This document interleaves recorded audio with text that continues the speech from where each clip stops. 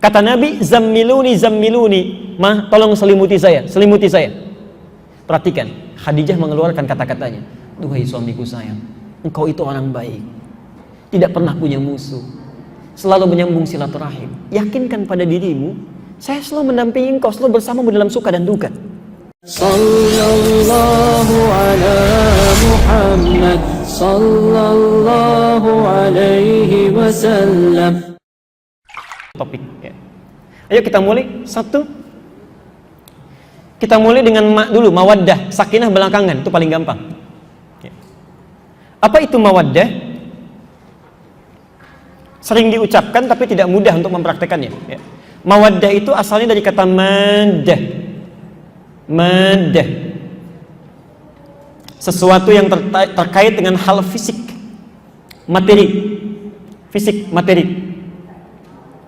Uang itu maddah, handphone itu maddah, tampilan fisik itu maddah, cara jalan, cara bicara, fisikal sifatnya ya.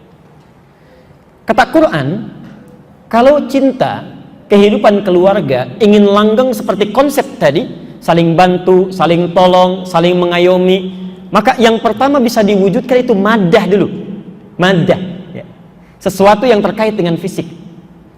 Kalau sifat fisik ini ingin dibentuk, dimaknai dalam bentuk perhatian, cinta, maka berubah namanya dari maddah menjadi mawaddah ya. Di mawaddah itu rasa cinta yang lahir dari perhatian fisik, materi. Jadi kan nggak bisa dipungkiri ya, bapak dengan ibu tertarik menikah kan asalnya dari fisiknya dulu kan, fisiknya. Ya. Bapak lihat ibu cantiknya kan, jalannya, anggunnya, akhlaknya, fisikal. Ibu lihat bapak juga begitu, gantengnya, kumisnya, tegapnya, dompetnya, semua. Oh, udah fisik, fisik. Ya betul, fisikal. Ya. Makanya kata Nabi, ciri orang ketika akan menikah itu mencari 4 hal dulu. 4 hal ya. Tunkahul mar'atu li arba'in, perempuan dinikahi karena 4 hal ya. Kenapa disebut perempuan, tidak sebaliknya ke laki-laki menikah dengan 4 hal? Tidak, ini sama saja sebetulnya ya. Ibu cari bapak itu dengan 4 hal, bapak cari ibu pun 4 hal ya. Cuma kenapa disebutkan ke perempuan? Karena sifat perempuan menunggu, bukan mencari ya. Sifat umumnya ya. Satu, maaf, li jamaliha,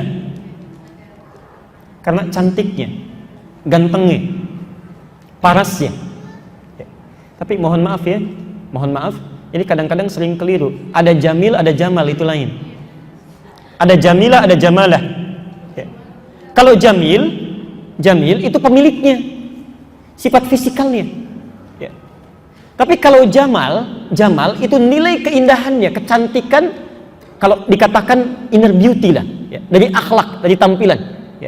Konon kalau paras katanya, maaf, kalau cantik itu relatif, kalau jelek itu mutlak ya. Sama dengan ganteng begitu ya. Tapi ada sesuatu yang kadang saat orang tertarik itu bukan pada tampilan paras ya, bukan ya. Kadang-kadang orang cantiknya nilainya 10 ya. Tapi cerewetnya misalnya 11, kan gak enak juga itu ya. Saya beri contoh begini. Ibu, Sayyidah Khadijah dengan Zainab cantik mana? Udah pernah lihat? Why? Coba lihat Zainab dengan Khadijah cantik mana Pak? Perhatikan ya. Zainab itu dalam riwayat disebutkan kalau dilihat itu mata sulit berkedip, wajah sukar berpaling. Saking cantiknya Pak. Makanya Nabi ketika menikah dengan Zainab itu dituduh oleh orang-orang kafir Quraisy, itu Muhammad hanya akan menikah dengan Zainab karena syahwat saja. Ya. Tapi terbukti dari Zainab ini, Masya Allah, maaf, tidak terlahir keturunan. Dan yang paling hebat, ternyata yang disebut dalam mimpi Nabi, yang disebut dalam keseharian Nabi, itu bukan Zainab, bukan pula Aisyah. Yang disebutnya Khadijah. Ingin tahu bagaimana cantiknya Khadijah? Jamalnya, bukan jamilahnya ya. Al-Bukhari nomor hadis yang keempat. Hadis riwayat Al-Bukhari nomor hadis yang keempat. Satu kali Nabi di Gua Hira, itu wahyu belum turun.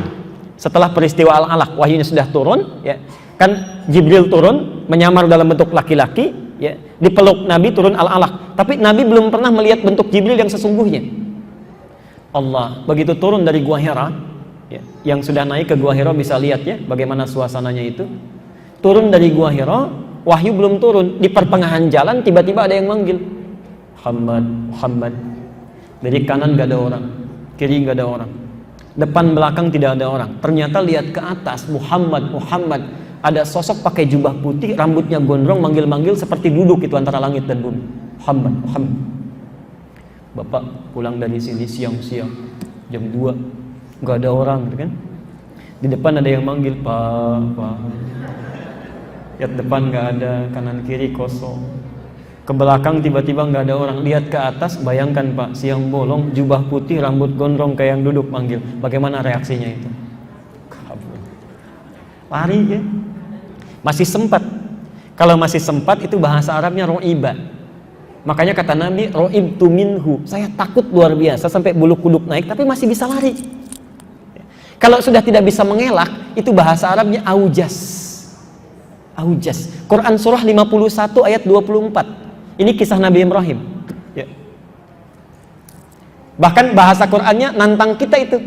Hal ataka haditsu dhaifi Ibrahim al-mukramin. Hei para pembaca Quran, sudah pernah dengar belum kisah tentang Nabi Ibrahim yang kedatangan tamu di malam hari?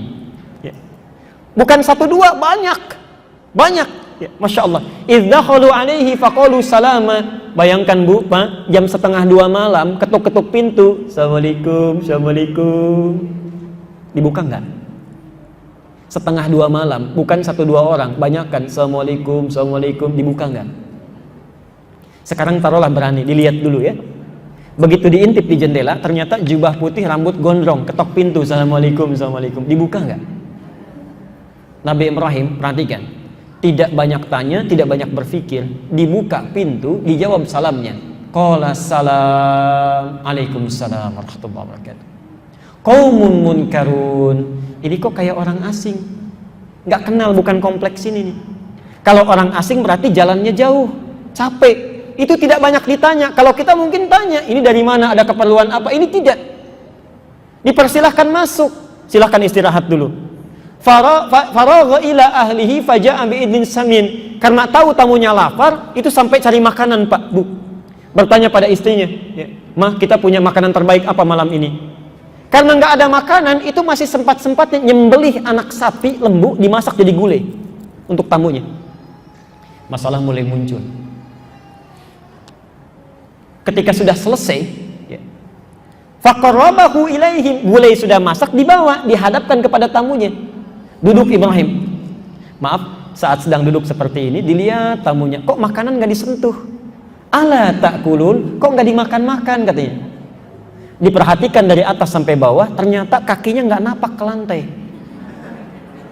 Tengah malam, jubah putih, rambut gondrong, nggak nyentuh makanan, kaki nggak napak dengan lantai. Kalau bapak ibu dalam hal seperti itu, apa reaksinya?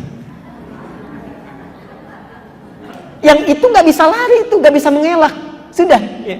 Makanya bahasa Qur'annya bukan ro'iba, fa'aujassa minhum khifah, aujas, maka takut luar biasa. Qalu la takhaf wa basyaruhu bi ghulamin alim. Kata malaikat yang sedang menyamar itu, kamu jangan takut. Ya, jangan takut. Nah, kalau kita dekat dengan Allah, Ibu ya, Pak, dekat dengan Allah, rajin ibadah, itu akan diturunkan malaikat menjaga kita supaya enggak banyak khawatir. Tsumastaqamu tatanazzalu alaihimul malaika alla takhafu. Orang yang istiqomah dalam ibadah itu dijaga malaikat, enggak khawatir dia. Saya kembalikan kepada Khadijah. Nabi lari sampai di rumah, ketuk pintu, dibuka oleh Khadijah. Yang ini yang saya sebutkan, jamalah Bu. Begitu dibuka oleh Khadijah, Khadijah belum bicara. Melihat parasnya Khadijah saja, itu setengah kegelisahannya hilang. Saking cantiknya. Setengah kegelisahannya hilang. Lalu ditarik oleh Khadijah, dibawa ke kamar. Kata Nabi, zammiluni, Mah, tolong selimuti saya. Perhatikan, Khadijah mengeluarkan kata-katanya. Duhai suamiku sayang, engkau itu orang baik, tidak pernah punya musuh, selalu menyambung silaturahim. Yakinkan pada dirimu, saya selalu mendampingi engkau, selalu bersamamu dalam suka dan duka. Masya Allah. Itu mendengar kata-kata Khadijah, hilang semua kegelisahannya. Turun wahyu, surah Al-Mudaththir. Ya ayyuhal mudaththir kum fa'anzir. Turun wahyu.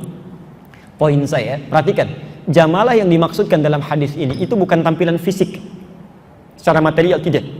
tapi akhlak, kesempurnaan, kebaikan. Ya. Ibu maaf saya tanya dulu sebentar. Istri Nabi ada berapa? Istri Nabi 9 atau 11? 11 atau 12? 12 apa 13? Tuh. Baik. Tolong catat betul ya.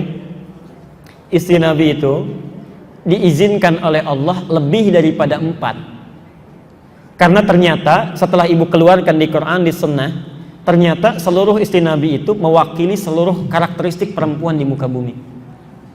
Saya ulang ya. Nabi istrinya lebih daripada 4 diizinkan oleh Allah karena ternyata mewakili karakteristik seluruh karakter perempuan yang ada di bumi. Ya. Jadi ibu itu nanti tipikalnya ada yang mirip Khadijah ada, mirip Zainab ada, mirip Aisyah ada. Istri Nabi itu dari yang paling cemburuan sampai yang paling perhitungan ada, Bu. Sebelum menikah dengan Nabi. Ya. Tapi setelah menikah dengan Nabi, ya Allah, mohon maaf ya, dari yang cemburu dunia jadi cemburu akhirat. Kalau si fulanah itu bisa tahajud, dia tidak, dia akan cemburu. Dari perhitungan dunia pada akhirat. Ya.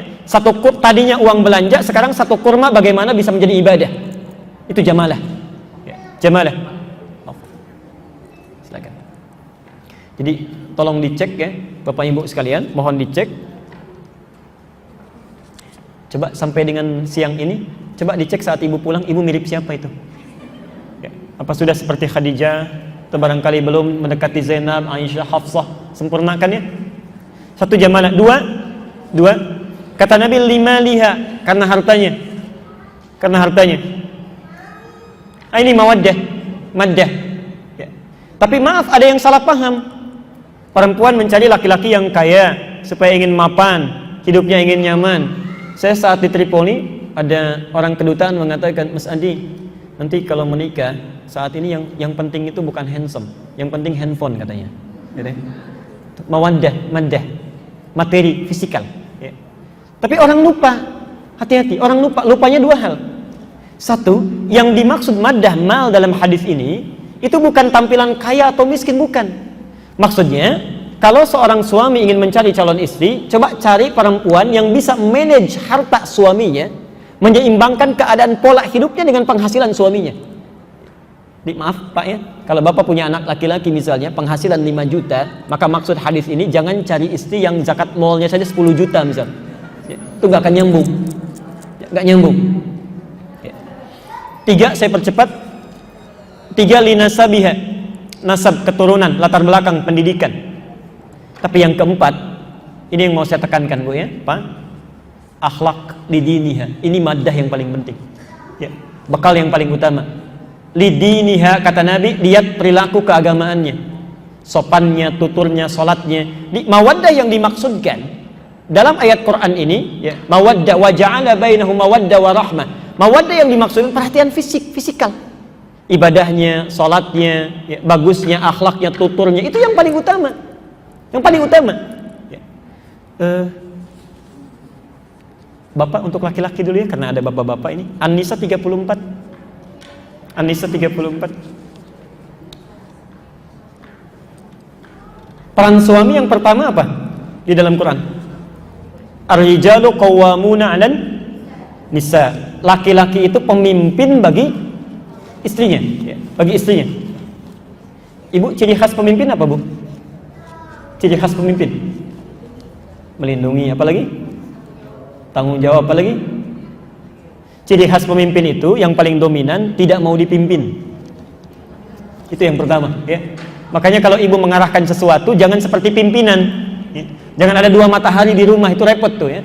Nanti saya masuk pada bagian yang lebih rincinya ya. Yang mau saya terangkan, hati-hati, saat seorang suami dengan istri sudah menyatu, kadang-kadang suka lupa.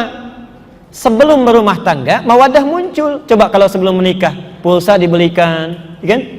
Perhatian muncul, sakit gigi aja terbang dari Kalimantan sampai ke Kelapa Gading, muncul. Setelah menikah lupa. Ya.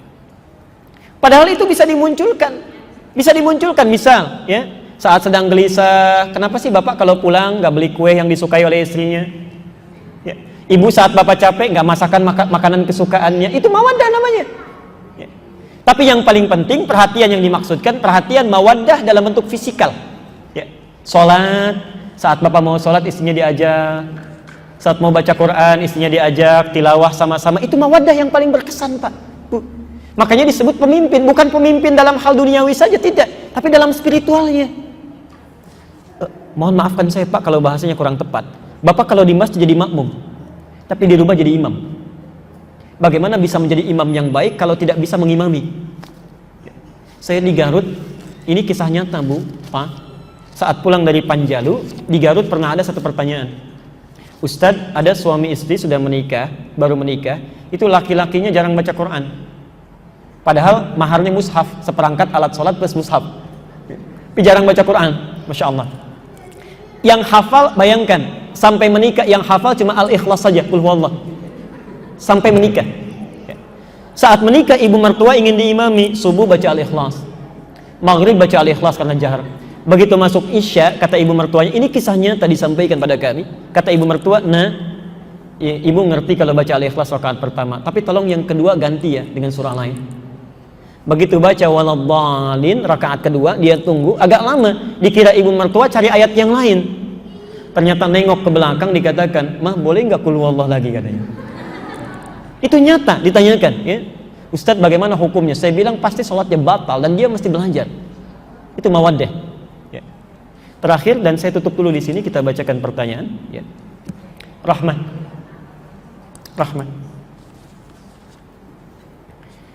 Cinta pertama lahir dari mawaddah, perhatian fisik. Ya. Tapi mohon maaf, yang tadinya tinggi, tegak, tiba-tiba bisa mulai membungkuk. Yang tadinya kulitnya kencang, halus, tiba-tiba mulai keriput. Ya. Bahkan mohon maaf, awal-awal ibu, suami mau bekerja kan suka dimasakin ya. 8 jam cari resep, cari menu, dimasak-masak, sudah jadi. Kemudian tiba-tiba, mohon maaf, disampaikan pada suami jadi bekal. Di jalan, bapak menemukan orang yang belum makan selama 3 hari. Pak, mohon bantu. Bapak kasih nggak makanannya? Istri sudah masak 8 jam tuh sambil cari resep. Sudah jadi dikasih pada bapak. Di jalan ada orang 3 hari belum makan, minta. Bapak kasih nggak makanannya? Kasih. Jadi mawaddah itu masih bisa dibagi, masih bisa terbagi. Bahkan kalau orang cinta pada yang fisik saja, ketika yang fisiknya sudah tidak ada, bisa pindah itu Bu, bisa pindah. Seseorang yang modal cintanya cuma mawaddah saja, bapak nikah dengan ibu karena cantiknya, cantik fisik, begitu fisik sudah berkurang itu bisa pindah. Ibu cinta pada bapak karena materi saja, dompetnya, kedudukannya, begitu sudah turun itu bisa berpindah di persoalan. Karena itu yang kedua, ini yang kita akhiri bagian pertamanya, turunlah konsep rahmah. Rahmat, tidak cukup cinta keluarga di rumah tangga dengan mawaddah saja, harus ada rahmat. Apa itu rahmat? Saya percepat. Rahmat itu perhatian yang dalam, perhatian yang dalam. Sudah? Maaf. Perhatian yang dalam, yang lahir dari ketulusan hati. Yang lahir dari ketulusan hati, itu rahmat namanya. Tempatnya, keadaannya disebut dengan rahim. Rahim. Ibu punya rahim, bapak tidak. Kenapa tempat itu disebut dengan rahim? Mohon maaf kalau ungkapannya kurang tepat atau kurang berkenan. Karena di tempat itu ada sosok yang saking disayangnya setulus hati, ibu rela menderita, yang penting dia tenang. Miring kanan susah, kiri sulit, sakit, perlu dipijit-pijit, yang penting dia tenang. Makanya kata para sebagian ulama, kenapa bayi itu ketika lahir dia menangis? Hikmahnya karena takut tidak merasakan lagi ketentraman saat berada dalam rahim. Saking disayangnya itu. Insyaallah. Nah, kalau rumah tangga itu ingin awet, ingin bagus, maka dahulukan oleh suami terlebih dari istri, itu rahmat. Dorong dengan rahmat. Bapak mengajak ibu untuk tahajud, jangan cuma karena tanggung jawab saya, dengan rahmat, dengan sayang, tulus. Ibu mengajarkan pada ayah misalnya, dorong supaya mau berjamaah ke masjid dengan rahmat. Itu akan luar biasa, Masya Allah. Luar biasa. Susah untuk dibagi Bu, Pak. Bagaimana caranya? Ini yang mau saya tutup. Quran surah ke-91 ayat 7-10. Dan di sini seringkali bencana di rumah tangga muncul. Karena tidak bisa rahmat dipraktekkan, jangankan 30 tahun, ada yang baru 3 bulan sudah berpisah karena hilang ini nih. Bahkan disebut oleh Quran, kalau konsep ini dipraktekkan, itu kehidupan tenang, itu luar biasa, gak banyak masalah. Yuk kita mulai. Wa nafsi wa ma sawwaha fa'alhamaha fujuraha wa taqwaha. Pelan-pelan. Saya mau tulis ya, di sini nggak ada. Di sini nggak ada, saya alihkan ke sini.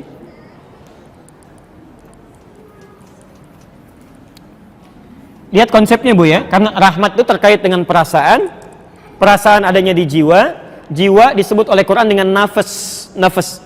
Ya. Di dalam jiwa manusia itu ada dua perasaan, takwa, sifat-sifat baik. Yang kedua fujur, fujur, dorongan pada yang tidak baik. Nama lainnya nafsu. Ya. Nama lain fujur itu nafsu. Takwa terulang sebanyak 115 kali dalam Al-Quran. Nafsu terulang sebanyak 115 kali dalam Al-Quran. Ini baik, ini lawannya yang tidak baik.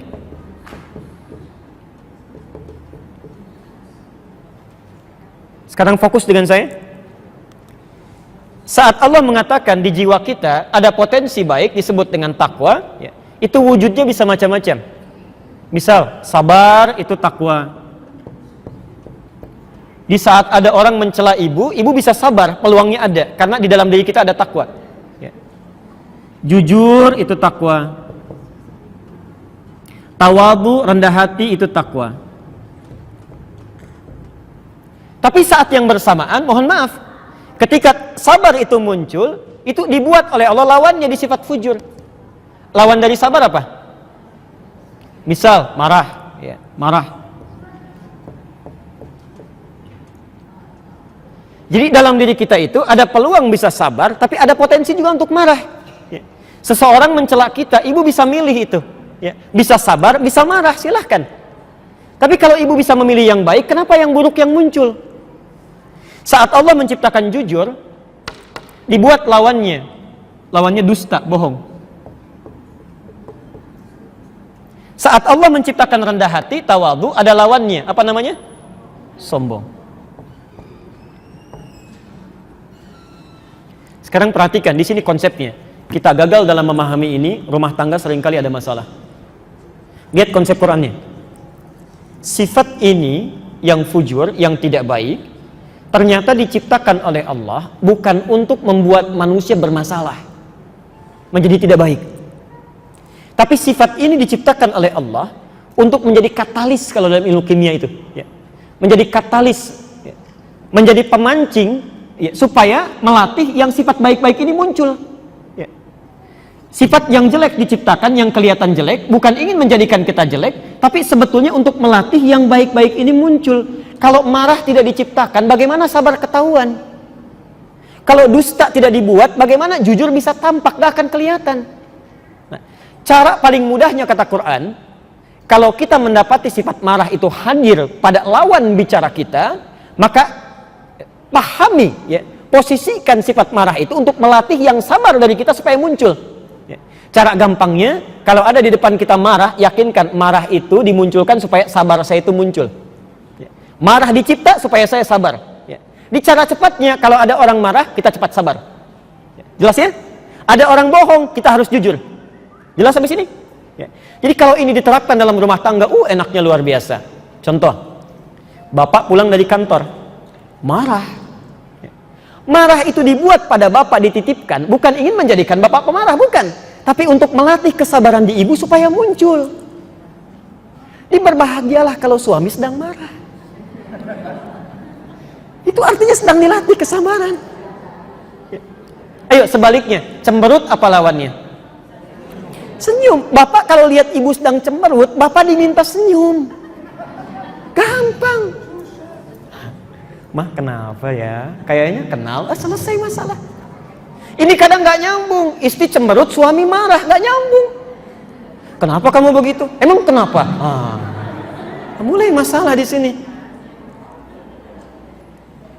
Oh, teorinya gampang, prakteknya yang tidak mudah ya. Ustadz juga begitu, sama ya, sama. Makanya jarang ada ustadz ceramah bawa istrinya, jarang gitu. Jarang. Oke. Saya mau berkisah, saya nanti bacakan pertanyaannya setelah ini. Ini pernah dipraktekkan oleh satu keluarga. Ini masya Allah, saya sering kisahkan ini dalam setiap sesi fikih rumah tangga. Kami punya kerabat di Karawang. Itu masya Allah, soleh, istrinya soleha, punya anak 3. Menerapkan konsep ini sampai sekarang masih nyaman. Pulang dari kantor, saya persingkat, itu suasana capek, lelah, lapar. Istri biasa begitu pulang nyambut depan rumah, cium tangannya, sudah assalamualaikum. Qadar Allah masakan belum siap. Kata suaminya, mah tolong buatkan pengganjal apa saja. Istri ke dapur dibikinkan mie, Bu. Karena saking sibuknya lupa, garam buat sayur masuk ke mie 1 sendok, diputar. Itu nyata masukkan. Apa rasanya kira-kira? Oke. Yang menarik, kalau sudah jadi mie-nya dibawa, disampaikan pada suami, Pak, ini buat tahan lapar dulu katanya, ganjal. Suami sudah mulai coba, ya.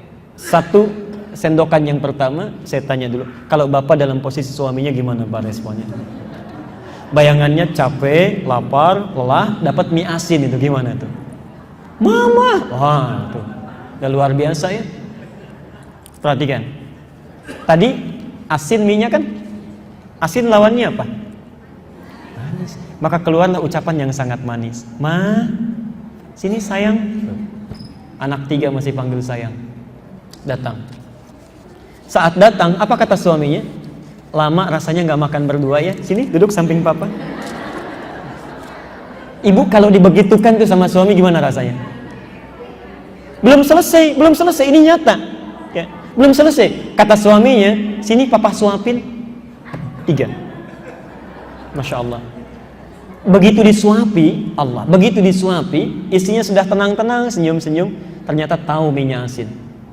Bukan tertawa, tapi jatuh bersujud di kaki suaminya, nangis. Bapak, mama nggak sengaja katanya.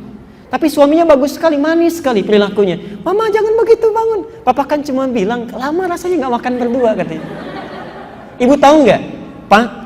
Tadinya lapar yang hadir, capek hilang seketika. Gara-gara persoalan mie asin. Hilang laparnya, masak berdua di dapur, cinta tumbuh bersemi, sudah. Enak itu, nyaman. Kalau konsep ini diterapkan, yang kecil-kecil nggak akan diperbesar, yang besar jadi kecil. Seringkali kan persoalan muncul karena cara pandang saja, Pak. Ibu mau kondangan, bawa pakaian 2. Pak, mana yang bagus ya? Yang hijau atau yang merah? Nanya pada kita jawab, kayaknya yang hijau deh, Mas. Masa sih kayaknya merah deh. Katanya nanya, kita jawab masih protes juga. Begitu keluar pakai kuning, Pak. Kan luar biasa itu. Ya, kita sudah komentari kan, itu kan persoalan ya. Baik, saya cukupkan dulu untuk materi, saya bacakan dulu ya, sebentar.